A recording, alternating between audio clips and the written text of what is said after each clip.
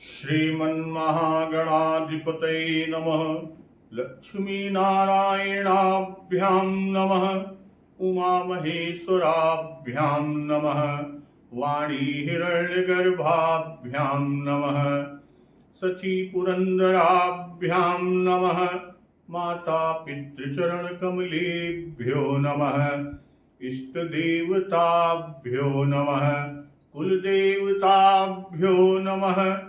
ग्राम देवताभ्यो नमः। स्थान देवताभ्यो नमः। वास्तुदेवताभ्यो नमः। सर्वेभ्यो देवेभ्यो नमः। सर्वेभ्यो ब्राह्मणेभ्यो नमः। श्री गुरुचरण कमलेभ्यो नमः। ओम सिद्धि बुद्धि सहिताय श्रीमन्महागणाधिपतये नमः।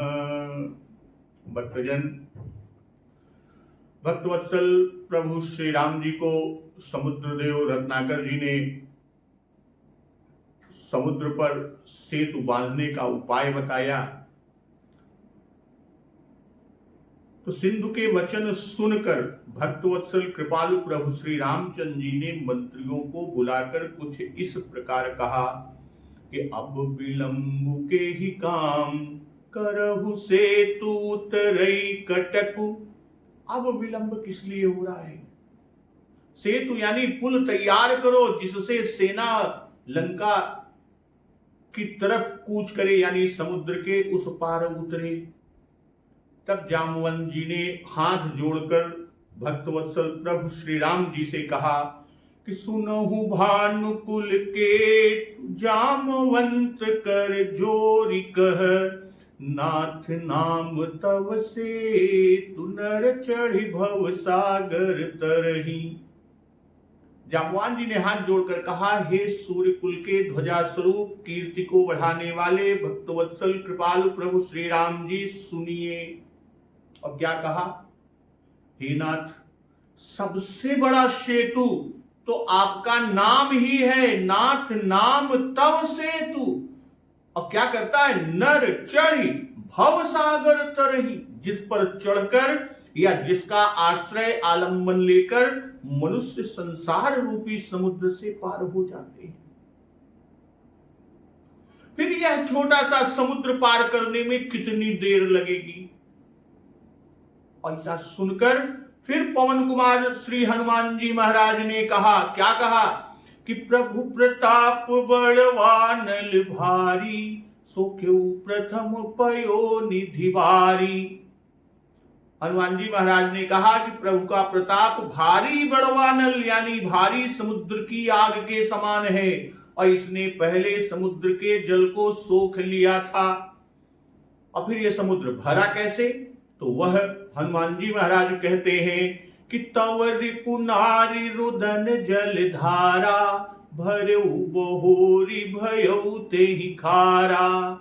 असुनियति उकुति पवन सुत केरी, हर से कपि रघुपति तन हेरी। परंतु हनुमान जी महाराज कहते हैं कि आपके शत्रुओं की स्त्रियों के आंसुओं की धारा से यह समुद्र फिर भर गया और उसी से खारा भी हो गया।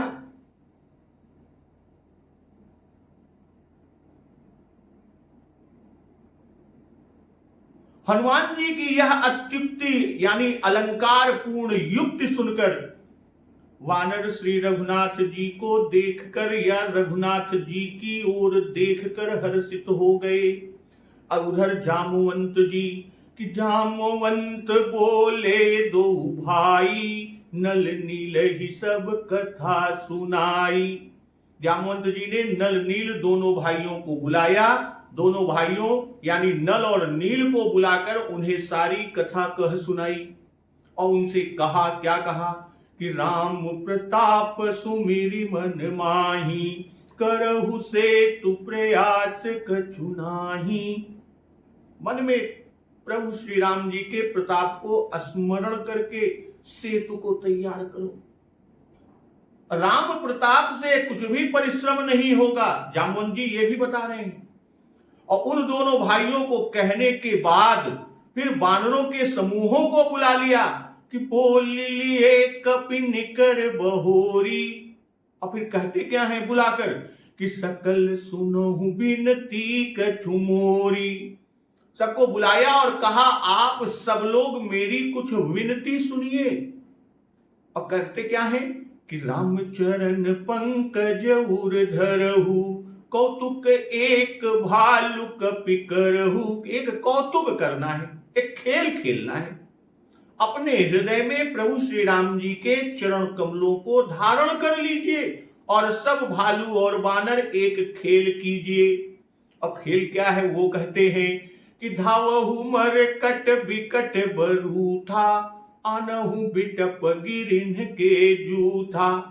भाई विकट वानरों के समूह आप दौड़ जाइए और वृक्षों तथा पर्वतों के समूहों को उखाड़ लाइए। और यह सुनकर कि सुनि कपि भालु चले करि हुहा जय रघुबीर प्रताप समूहा। यह सुनकर वानर और भालू हु यानी हुंकार करके, ये उनकी एक विशेष बोली है, हुंकार करके और श्री रघुनाथ जी के प्रताप समूह की या प्रताप के पुंज प्रभु श्री राम जी की जय जय पुकारते हुए चले। और अति उतंग गिरिपादप लीलहि लेहि उठाई और आनि देहि नल नीलहि रचहित सेतु बनाई। और वे सब बहुत ऊंचे ऊंचे पर्वतों और वृक्षों को खेल की तरह उखाड़ कर उठा लाते हैं और ला लाकर नल नील को देते हैं और नल नील अच्छी तरह गढ़कर सुंदर सेतु बनाते हैं। अब आगे आज का प्रसंग इसी के आगे कि शैल विशाल ने आनि कपि देहि अकंदुक इव नल नील तिलेहि।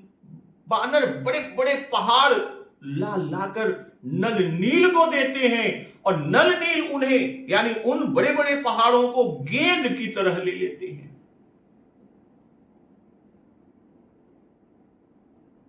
अभी जो कहा कि अति उतंग गिरिपादप लीलहि लेहि उठाई और आनि देहि नल नीलहि रचयित सेतु बनाई। यह वानरों के पराक्रम को बताया। और अब यहां क्या कहते हैं, कंदुक इव नल नील तिलेहि।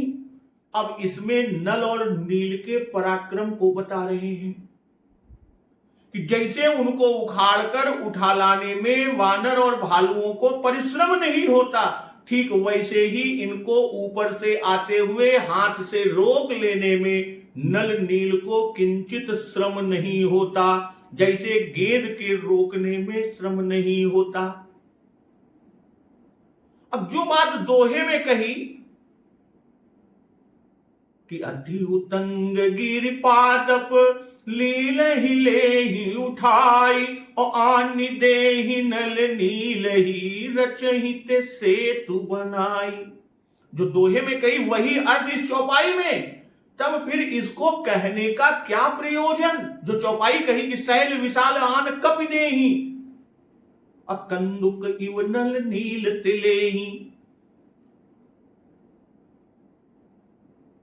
तो इसका प्रयोजन क्या था, क्या है इसका प्रयोजन जो यहां पर कह रहे हैं? तो उसका उत्तर है कि जामवंत जी ने सेतु रचने वालों अर्थात नल और नील से ये कहा था कि राम प्रताप सुबीर मन माही करहु सेतु प्रयास कछु नाही। तो जामवंत जी ने सेतु रचने वालों अर्थात नल और नील से कहा था कि सेतु रचने में कुछ परिश्रम नहीं। तब पर्वत लाने वालों समस्त भालू और वानरों से कहा था कि तुमको पर्वत लाने में कुछ श्रम नहीं, कौतुक एक भालू कपि करहु खेल खेलना है, कोई श्रम नहीं करना है। अर्थात पर्वत ले आना तुम्हारा कौतुक है। और अब पूज्यपाद बाबा गोस्वामी तुलसीदास जी दोनों बातों को चरितार्थ करते हैं। इधर सेतु का निर्माण करते हैं कि देख सेतु अति सुंदर रचना, बिहसी कृपा निधि बोले बचना। सेतु की अत्यंत सुंदर रचना या सेतु की अत्यंत सुंदर बनावट को देखकर दया के सागर प्रभु श्री राम जी हंसकर वचन बोले। यहां कह क्या रहे हैं? देख सेतु रचना, अति सुंदर रचना, यानी सेतु की रचना। कहने का भाव कि प्रभु के देखने के लिए ही अत्यंत सुंदर रचना की गई, जिससे इसे देखकर प्रभु का मन प्रसन्न हो। और यही बात आगे कहते भी हैं कि बांध सेतु अति सुदृढ़ बनावा, देखी कृपा निधि के मन भावा। यहां कहते क्या है कि बिहसी कृपा निधि बोले बचना। तो बिहसी कृपा निधि कि सेतु देखकर प्रभु प्रसन्न हुए और प्रसन्न होकर वानरों पर कृपा किए। बिहसी से अंतःकरण की कृपा को जन्माए। जैसे कि हृदय अनुग्रह इंदु प्रकाशा, सूचत किरण मनोहर हासा। भाई जिसके अनुशासन से माया निमेष मात्र में एक ब्रह्मांड रचती है। लव निमेष महु भुवन निकाया, रचई जासु अनुशासन माया। तो उसके आगे यह सेतु रचना क्या चीज है? पर भक्तवत्सल कृपालु प्रभु श्री राम जी कृपा निधि हैं। वे इतनी ही सेवा से प्रसन्न हो गए और भी कृपा आगे कहते हैं कि करिहूं यहां शंभु स्थापना। शिव स्थापना से अनंत जीवों पर कृपा हुई, क्योंकि शिव दर्शन करके सब जीव कृतार्थ होंगे।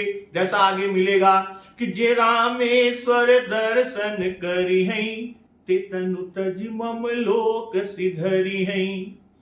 जो गंगा जल आनि चढ़ाई, सो साजुज मुक्ति नर पाई। होई काम जो छल तज सेहि, भगति मोर ते शंकर देहि। इसलिए यहां कहते क्या है कि बिहस कृपा निधि बोले बचना। यह प्रभु का स्वभाव है कि प्रभु हंसकर बोलते हैं। अपने परम भक्त भूत भावन भगवान शिव जी की प्रतिष्ठा विद्यर्थ, उसकी वृद्धि के अर्थ में करुणा करके शिव स्थापनार्थ हंस कर बोले। जैसे कि गिरिजा रघुपति कई रीति, शिव जी के ही वाक्य है कि गिरिजा रघुपति कई रीति, संतत करहि प्रणत पर प्रीति। तो परम रम्य उत्तम, अब क्या बोले थे? जो कहा प्रभु ने कि बिहस कृपा निधि बोले बचना, वह वचन क्या थे? वह वचन कि परम रम्य उत्तम यह धरनी, महिमा अमित जाई नहीं बरनी। यह पृथ्वी परम रमणीय है, यह पृथ्वी परम सुंदर है, परम उत्तम है। इसकी महिमा अमित है, यानी अतोल, तुलने योग्य नहीं है, सीमा रहित है। इसका वर्णन नहीं किया जा सकता। जो कहा परम रम्य उत्तम यह धरनी, भाई अन्य धरनी रम्य है, उत्तम है, और यह भूमि परम रम्य है और परम उत्तम है। जितने परम रम्य स्थान हैं उनमें यह उत्तम है। तीर्थ, पुण्य, नदी आदि के होने से स्थल उत्तम माना जाता है, और यह तो संगम स्थल, उत्तम स्थल, उत्तमोत्तम समुद्रगा है, इसलिए विशेष है। भाई यहां दो समुद्रों महोदधि और रत्नाकर का संगम है, और यह परम रम्य और परम उत्तम है। जहां सरिता समुद्र का संगम होता है वह रम्य और उत्तम है। फिर समस्त पूर्ण नदियों का तट परम रम्य माना जाता है, और समुद्र तो समस्त तीर्थों और नदियों का पति और सर्व तीर्थमय है, इसलिए समुद्र का तट परम रम्य और अति पावन है। श्रीमद् भागवत में लिखा है कि इस देश के भगवत भक्त बहुत होंगे, इसलिए संतों की जन्मभूमि होने से प्रभु ने इसे परम उत्तम कहा। भाई, मुनियों को भाने वाली, प्रभु को सुख देने वाली और मनोहर होने के संबंध से परम रम्य विशेषण स्थानों को जहां तहां उल्लेख किया गया है। जैसे कि परम रम्य आराम यहु जो राम ही सुख दे, और बालकांड में ही है कि परम रम्य मुनिवर मन भावन। फिर यहां तो भूत भावन भगवान शिव जी का वास होगा, इससे परम रम्य कहा कि परम रम्य गिरि बरु कैलासु सदा जहां शिव उमा निवासु। तो यहां तो शिव जी का वास होगा, इससे परम रम्य कहा। फिर वह स्थल है ही बड़ा रमणीय।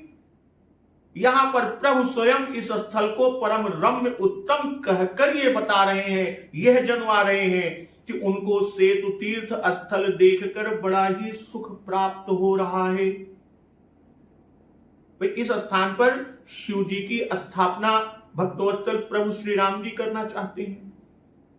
इसी से पहले धरती को के लिए धरणी का महात्म्य कहा और आगे शिव स्थापन करने पर स्थापित शिव का महात्म्य कहेंगे कि जे रामेश्वर दर्शन करी है ते तनु तज सुर लोक सिधरी है।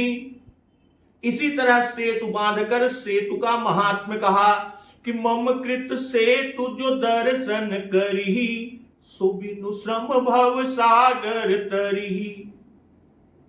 अब देखिए, यहां इसी स्थान से अंजनी नंदन पवन पुत्र हनुमान जी महाराज लंका गए थे, यानी उस पार हुए थे।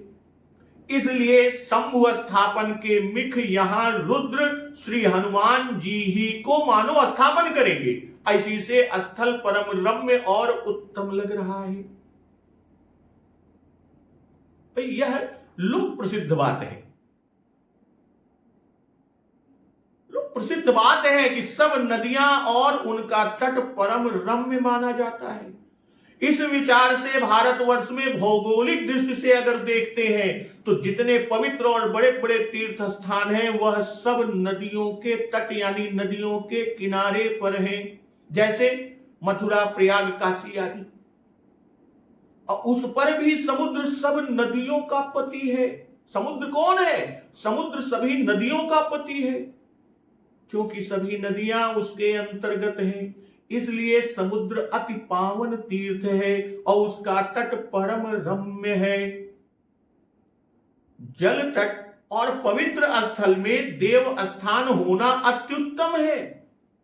इस विचार से श्री रघुनाथ जी ने कहा यह स्थान पवित्र और परम रम्य है कि परम रम्य उत्तम यह धरणी। और यहां शंभु का स्थापना करूंगा। यह बात भी ध्यान रखने योग्य है कि यह स्थान भारत जैसे विशाल देश की सीमा भी है। यहां अवश्य ही कोई न कोई पवित्र तीर्थ स्थान होना ही चाहिए।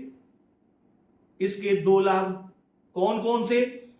एक तो यह है कि दक्षिण में शिवकांची और विष्णुकांची दोनों तीर्थों की सीमा मिलती है।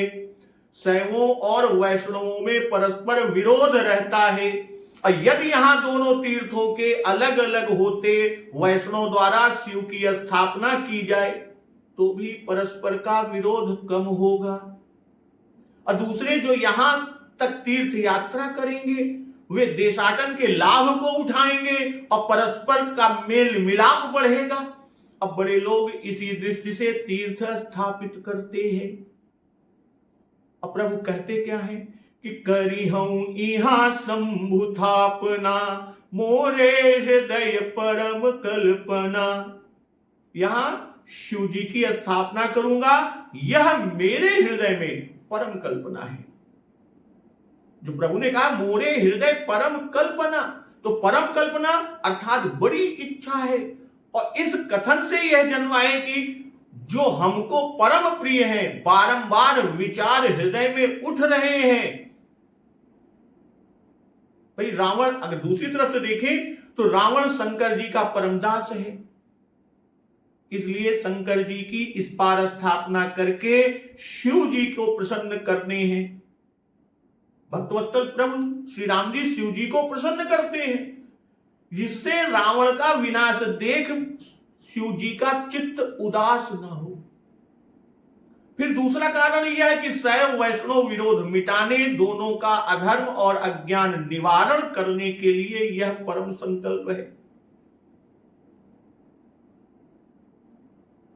उधर रावण शंभु वरदान से उन्मत्त है, इससे राजनीति के अनुसार शिव जी को अपनी ओर करने के लिए यहां शिव स्थापना करेंगे। इसमें शंका यह होती है, राम और शिव दोनों परस्पर प्राण प्रिय हैं, तब उनको अपनी ओर कर लेना कैसे? यहां पर पूज्यपाद बाबा गोस्वामी तुलसीदास जी का जो उल्लेख मिलता है, तो उसका समाधान भी है। वह यह है कि सेवक का पराभव सुन व्याकुल हो, प्रिय की सुध भूल न जाए, यह समझाना अपनी ओर से करना है। तो इस कांड में श्री रघुनाथ जी ने विशेष राजनीति का उपदेश किया है। इससे यह दर्शाते हैं, यह दिखाते हैं, सूचित करते हैं कि जब शत्रु पर चढ़ाई की जाए तो सबसे पहले उसके मंत्री आदि को, जो शत्रु के पूर्ण मर्म का ज्ञाता हो तथा शत्रु का जो प्रबल सहायक हो, उसको मिला लेना चाहिए, उसको अपनी ओर मिला लेना चाहिए। और इस नीति के अनुसार पूर्ण मर्मज्ञ विभीषण जी को मिला लिया। अब रावण के प्रबल सहायक श्री शिव शंकर जी हैं और उनको भी मिलाना चाहते हैं, इसलिए स्थापना करने की इच्छा हुई है। और स्थापना और भक्ति युक्त पूजन स्तुति आदि करके उन्हें भी मिला लिया। यह श्री शंकर जी के श्रीमुख वचन से स्पष्ट है, जैसा शिव पुराण में उल्लेख है। कहते हैं, हे देवी, श्री राम भक्त के निमित्त ही मैंने रावण को क्रोध करके गणों के सहित त्याग दिया, उसका पक्ष नहीं किया, नहीं तो कहीं शंकर जी रावण की सहायता के लिए न आ जाते। जैसे कृष्णावतार में बाणासुर के पक्ष में आकर युद्ध किया है, वैसा होने से श्री राम जी को बड़ा असमंजस होता, क्योंकि वे वध की प्रतिज्ञा कर चुके हैं, निश्चरहीन करो मही भुज उठाई पन की, और शंकर जी उसे शरणागत न करा दे। महाशिव पुराण चतुर्थी कोटि रुद्र संहिता अध्याय 31 श्लोक 21 आदि में यो कहा गया है कि पार्थिव पूजन करके प्रभु श्री राम जी ने प्रणाम किया और स्तुति की कि रावण प्रबल है, आपने ही उसे वरदान दिया है, मुझ भक्त की रक्षा कीजिए, इस युद्ध में सहायता कीजिए, आपकी सदा जय हो। शंकर जी प्रकट हो गए। तब श्री रघुनाथ जी ने भूतभावन भगवान शिव शंकर जी का पूजन किया और शंकर जी लिंग रूप से वहां स्थापित हो गए। तो कहते हैं कि करिहूं इहां संबुथापना, मोरे हृदय परम कल्पना। अब अगर देखें इस चौपाई में, तो यहां 15-15 मात्रा होने से चौपाई छंद की अर्धाली है, और ऐसा देखकर कुछ लोगों का यह मानना है कि यह छेपक है, परंतु छेपक समझकर इसे निकाल दे तो पूर्वापर प्रसंग ही नष्ट हो जाता है। इसके सिवा मानस में अन्यत्र की बीच बीच में चौपाई की अर्धालियां आई हैं, जैसे सुंदरकांड में कि मुठिका एक महाकपिहनी, रुधिर बमत धरनी धनमणि। यहां की 15 मात्रा कोई असाधारणता नहीं है। और जो यहां कहते हैं कि यहां करिहूं यहां संबुथापना, मोरे हृदय परम कल्पना, विष्णु और शिव का अभेद दिखाना तो मानस का चरम उद्देश्य है, जो इसी स्थल पर परिपक्व होकर अपने पूर्ण परिणाम को पहुंचता है। तो यहां जो कहा कि 15-15 मात्राएं, यानी यहां एक एक मात्रा की न्यूनता गतिविच्छेद करके बताया कि शंकर जी का स्मरण करते ही भक्तवत्सल प्रभु श्री राम जी का कंठ गदगद हो गया। गदगद कंठ जो है वो गदगद हो गए कि को नहीं शिव समान प्रिय मोरे। इसका कारण है कि संतत दासन देहु बढ़ाई, यही शिव स्थापन में हेतु है, कारण है। अब माधुर्य भाव में शिव जी उपास्य है और ऐश्वर्य भाव में शिव जी उपासक है। अब जो प्रभु ने कहा किससे कहा यह तो पता नहीं, अब वो चीज यहां खुलती है कब कि सुनि कपीस बहुदूत पठाए, मुनि बर सकल बोली लई आए। श्री राम जी के वचन सुनकर वानरों के राजा वानराधीश सुग्रीव ने बहुत से दूत भेजे जो सब श्रेष्ठ मुनियों को बुलाकर ले आए।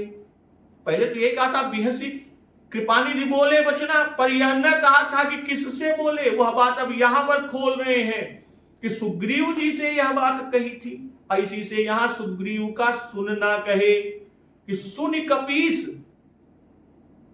बहुदूत पठाए, बहुत से मुनियों को बुलाना था, इससे बहुत से दूत भेजे। भाई शीघ्रता के लिए ऐसा किया जिससे एक एक दूत एक एक को ऋषि को मुनि को बुला लाए। और बहुत से मुनियों को बुलाने का कारण भी है कि शिव स्थापन में बहुत से वेद पाठी ब्राह्मण होने चाहिए। और फिर दूसरा भाव यह भी कि यह सब वन है और उस वन में जितने मुनि हैं, जितने ऋषि हैं, उन सबको बुलाया जिससे किसी का अपमान ना हो, कोई यह भी ना कह सके कि अमुक अमुक को बुलाया, हमको तो बुलाया ही नहीं। इसलिए सभी को बुलाया। और जब ऋषि मुनि आते हैं वैदिक रीति से कि लिंग थापि विधिवत करि पूजा, शिव समान प्रिय मोहिन दूजा। भाई शिवलिंग यानी शिव जी की मूर्ति स्थापित करके विधि पूर्वक पूजा कर प्रभु बोले, क्या बोले कि शिव समान प्रिय मोहिन दूजा।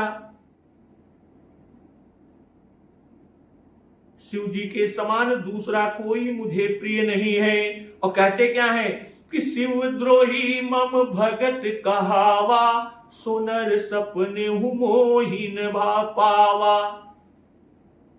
कहते क्या है कि शिव द्रोही मम भगत कहावा, सोनर सपने हूं मोहिन पावा। जो शिव द्रोही है और मेरा भक्त कहलाता है वह मनुष्य मुझे स्वप्न में भी नहीं पाता। असंकर विमुख भगति चह मोरी, सोनार की मूढ़ मति थोरी। शंकर जी से विमुख होकर जो मेरी भक्ति की चाह करे वह नरकगामी है, मूर्ख है और क्षुद्र बुद्धि है। जो कहते हैं कि लिंग थापि विधिवत करि पूजा। भाई पूजा के बाद स्तुति करनी चाहिए और यहां प्रभु पूजा के बाद उपदेश रूप स्तुति कर रहे हैं। विधिवत पद देकर यह पूज्यपाद बाबा गोस्वामी तुलसीदास जी दिखा रहे हैं कि प्राण प्रतिष्ठा की जैसा वेद में लिखा है ठीक उसी तरह से पूजन किया। शिव जी में राम जी की भक्ति तन मन वचन से है। जैसे मोरे हृदय परम कल्पना, यह मन की भक्ति है और हृदय मन है। लिंग थापि विधिवत करि पूजा, यह तन की भक्ति है। और वचन की भक्ति क्या है कि शिव समान प्रिय मोहिन दूजा, तो यह वचन की भक्ति हुई। तो यह जो शिव स्थापन किया, लिंग स्थापन किया, लिंग थापि विधिवत करि पूजा, तो यह लिंग 12 ज्योतिर्लिंगों में से एक है और ऐसा शंकर जी ने स्वयं प्रकट होकर कहा। और जो यहां प्रभु कहते हैं कि शिव समान प्रिय मोहिन दूजा, भाई लिंग रूप से शिव स्थापन करने का एक कारण बताया कि शंकर जी हमको परम प्रिय हैं। वे भक्तों में अग्रगण्य हैं, वैष्णवा नाम यथा शंभु, भागवत में उल्लेख है, इसलिए मैंने उनकी स्थापना की। शिव के समान कोई प्रिय नहीं। यह याज्ञवल्क्य जी आदि तथा भगवान के स्वयं अन्यत्र भी प्रभु कहे हुए हैं। जैसे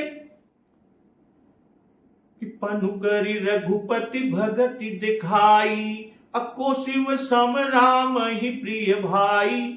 और नारद जी से भी यही कहा है कि को नहीं शिव समान प्रिय मोरे, अस पर तीति तजहु जनि भोरे। अब प्रियत्व कैसा है कि प्रभु कहते हैं कि जेहि पर कृपा न करहि पुरारी, सोन पाव मुनि भगति हमारी। यह प्रियत्व का स्वरूप नारद से कहा है। आनंद रामायण में श्री रघुनाथ जी ने हनुमान जी से कहा, काशी जाकर विश्वनाथ जी को मुहूर्त भर में यहां स्थापना के लिए ले आओ। काशी जब हनुमान जी आते हैं तो काशी आने पर हनुमान जी महाराज ने देखा कि शंकर जी और अगस्त जी का सत्संग हो रहा है और हनुमान जी महाराज सत्संग की समाप्ति की राह देखने लगे और इतने में वह मुहूर्त भी जाने लगा। तब ऋषियों ने श्री रघुनाथ जी से कहा कि मुहूर्त जाता है, शीघ्र स्थापना कीजिए। तब प्रभु श्री राम जी ने तुरंत 3 अंजलि बालू ले और उसे लिंग स्थापित कर दिया। तो यहां पूज्यपाद बाबा गोस्वामी तुलसीदास जी ने शंकर जी के अनेक शोभन नामों को छोड़कर लिंग स्थापन लिखा। लिंग थाप विधिवत कर पूछा, क्योंकि कोई शिव जी के और नामों का अर्थ और का और करते हैं। जैसे वाल्मीकि के महादेव शब्द का अर्थ किसी ने समुद्र किया है और लिंग स्थापन लिखकर पूज्यपाद बाबा गोस्वामी तुलसीदास जी ने वह अड़चन ही निकाल दी। क्यों? क्योंकि यह शब्द केवल और केवल शंकर जी के लिए ही रूढ़ है। इधर राघव सरकार ने सावयव मूर्ति शिव जी की स्थापन न करके लिंग स्थापन इसलिए किया कि सावयव मूर्ति से लिंग की महिमा अधिक है। लिंग पुराण में उल्लेख है कि मूले ब्रह्मा तथा मध्ये विष्णु त्रिभुवनेश्वर, रुद्रोपरि महादेव प्रणवाख्य सदा शिव। लिंग वेदी महादेवो लिंग साक्षान् महेश्वर, तयोः संपूजना नित्यम देवी देवश्च पूजितो। लिंग पुराण में कहा है। तो लिंग के मूल में ब्रह्मा जी, मध्य में त्रिलोकीनाथ विष्णु जी और ऊपरी भाग में प्रणव नाम वाले शंकर जी स्थित हैं। और लिंग वेदी अर्थात जलधरी महादेवी हैं और लिंग साक्षात महेश्वर हैं। लिंग वेदी और लिंग के पूजन से देवी और देवता का पूजन हो जाता है। भगवान शंकराचार्य जी कहते हैं कि लिंग मध्ये जगत सर्वम त्रैलोक्यम सचराचरम, लिंगात् ब्रह्म परम नास्ति तस्मान् लिंगम प्रपूजयेत्। अर्थात सचराचर संपूर्ण जगत तीनों लोक लिंग में है और लिंग से परे कोई ब्रह्म नहीं, इसलिए लिंग की पूजा करनी चाहिए। महाभारत में तो व्यास जी ने अश्वत्थामा से अपने पराजय का कारण पूछने पर बताया है, तुमने महादेव जी के सावयव मूर्ति की पूजा की और कृष्णार्जुन ने लिंग का पूजन किया, इसलिए युद्ध में विजय कृष्णार्जुन की होगी। इसलिए मर्यादा पुरुषोत्तम प्रभु श्री राम ने विजय के लिए सावयव मूर्ति स्थापन न करके लिंग की ही स्थापना की और पूजन किया। लिंग था विधिवत कर पूजा। राघव सरकार से स्थापित होने के कारण श्री रामेश्वर लिंग ज्योतिर्लिंग माना गया और ज्योतिर्लिंग 12 है और वे शिवावतार माने जाते हैं। अब राघव सरकार ने कहा क्या कि शिव समान प्रिय मोहिन दूजा, यानी भक्त दृष्टि से ही श्री राम जी ने शिव जी को प्रिय कहा है। और पूज्यपाद बाबा गोस्वामी जी ने पहले ही सती मोह प्रसंग कहा और उसमें श्री शिव जी की श्री राम जी में अत्यंत उच्च निष्ठा दिखलाई और सती की परीक्षा द्वारा श्री राम जी का पर ब्रह्म परत्व को प्रकट किया। साथ ही श्री शिव जी का जीवत्व भी, जैसे कि तब शंकर देखे उधर ध्याना, सती जो कीन्ह चरित सब जाना। श्री शिव जी को जिन सती का चरित्र जानने के लिए ध्यान धरना पड़ा, उन्हीं सती के कपट रूप को देखते हुए भक्तवत्सल प्रभु श्री राम जी ने स्पष्ट कह दिया कि आप सती हैं, शिव पत्नी हैं। फिर जहां जहां श्री राम जी का श्री शिव जी को प्रणाम करने आदि का वर्णन है, वहां स्तुतिवाद है। स्तुति में छोटे को बड़ा कहकर प्रशंसा की जाती है, परंतु जहां प्रशंसा में अधिकता कही गई, वही समाधान भी दे दिया गया। जैसे वैदिक मुनि श्री शिव जी के अनन्य भक्त, और ये स्तुति में श्री शिव जी को कहते हैं कि निजम निर्गुणम निर्विकल्पम निरीहम चिदाकाशमाकाश वासम भजेयम निराकार मोंकार मूलम तुरीयम गिरा ज्ञान गोतीतमीशम गिरीशम। तो उसमें उन्हें पर ब्रह्म कहकर स्तुति की गई। और इसी प्रसंग से पहले उन्हें वैदिक मुनि ने कहा कि शिव सेवा कर फल सुत सोई, अविरल भगति राम पद होई। राम ही भज ही तात शिव धाता, नर पामर कर केतिक बाता। जासु चरण यज शिव अनुरागी, तासु द्रोह सुख चह सिय भागी।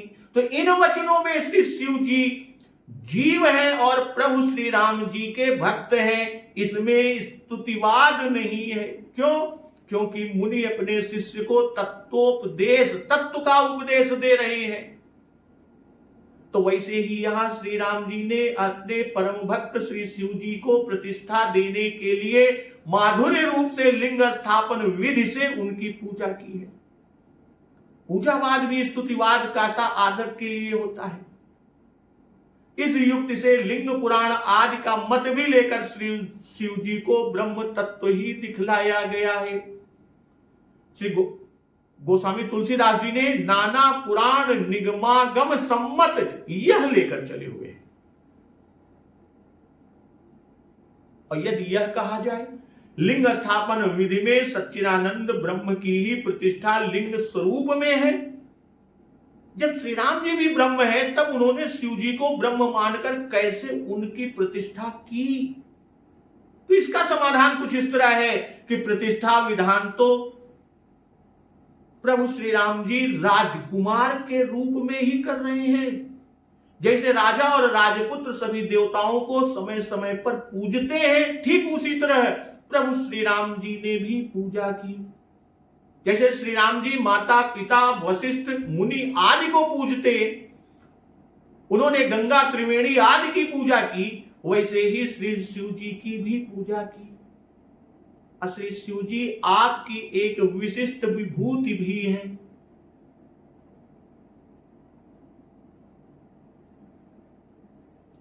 और प्रभु आगे कहते क्या है कि शिवद्रोही मम भगत कहावा, सोनर सपने हूं मोहिन पा भावा।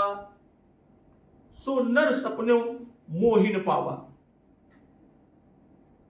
मम भगत कहावा, शिवद्रोही मम भगत कहावा। मम भगत कहावा का भाव, वह भक्त कहलाता भर है पर मेरा भक्त है नहीं, वह भक्तिहीन है। क्यों? क्योंकि शिवद्रोही को मेरी भक्ति ही नहीं मिलती। जैसा प्रभु आगे कहते हैं कि शंकर विमुख भगति चह मोरी, सोनार की मूढ़ मति थोरी। सो नर सपने मोहिन पावा का भाव कि श्री शंकर जी की कृपा से ही हम मिलते हैं। शंकर द्रोही हमारा वैरी है कि मानत सुख सेवक सेवकाई, सेवक बैर बैर अधिकाई। अन्यत्र भी ऐसा कहा है, जैसे कि शिव पद कमल चिन्हि रति नाही, राम ही ते सपने न सोहाही। और राम भक्त का लक्ष्मण श्री याज्ञवल्क्य जी ने बताया कि बिनु छल विश्वनाथ पद नेहु, राम भगत कर लक्षणेहु। और यहां प्रभु कहते शंकर विमुख,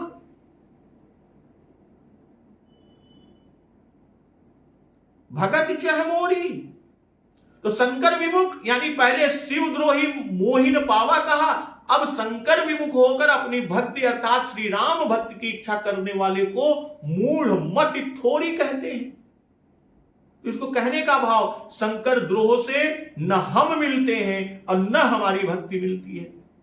यानी श्री राम भक्ति, न तो प्रभु श्री राम मिलते हैं और न श्री राम भक्ति मिलती है।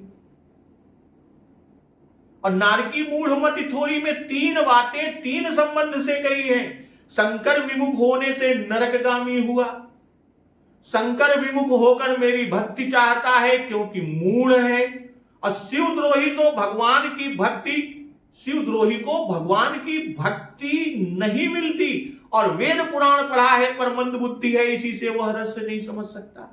नहीं तो पुराणों में स्पष्ट लिखा है कि शिवजी वैष्णवों में अग्रगण्य है, वैष्णवानाम यथा शंभु। तो उसने पढ़ा है फिर भी भक्तापराध करता है। तो दूसरा कारण भी कहा कि मेरे भक्त शिवद्रोह ना करें और शिव भक्त भगवत द्रोह ना करे, यह उपदेश यहां पर किया। जब दोनों श्रद्धा से यहां आएंगे तो परस्पर का विरोध खत्म हो जाएगा।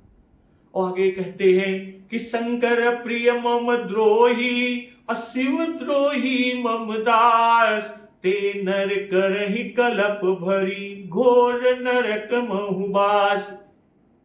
जिनको श्री शंकर जी तो प्रिय है परंतु मेरे द्रोही है, और जो शिव द्रोही है और मेरे दास हैं, वे मनुष्य एक दो नहीं बल्कि कल्प भर घोर नरक में वास करते हैं। कहने का भाव, ऐसा करना बड़ा पाप है और बड़े पाप से घोर नरक होता है। प्रभु ने जो पहले कहा नारकी सो नारकी मूढ़ मति थोरी, उसका अर्थ यहां स्पष्ट किया कि ते नर करहि कल्प भरी घोर नरक महवास। कल्प ब्रह्मा के दिन को कहते हैं, और जब ब्रह्मा सोए तब प्रलय हुआ, यानी कल्प भर अर्थात प्रलय तक वह नरकगामी होगा। और घोर नरक में वास करना कहकर यह भी जन्माए कि यह घोर पाप है, ऐसी से घोर नरक हुआ। श्री राम जी यह उपदेश मनुष्यों को दे रहे हैं, इसीलिए आपका प्रभु का अवतार ही है।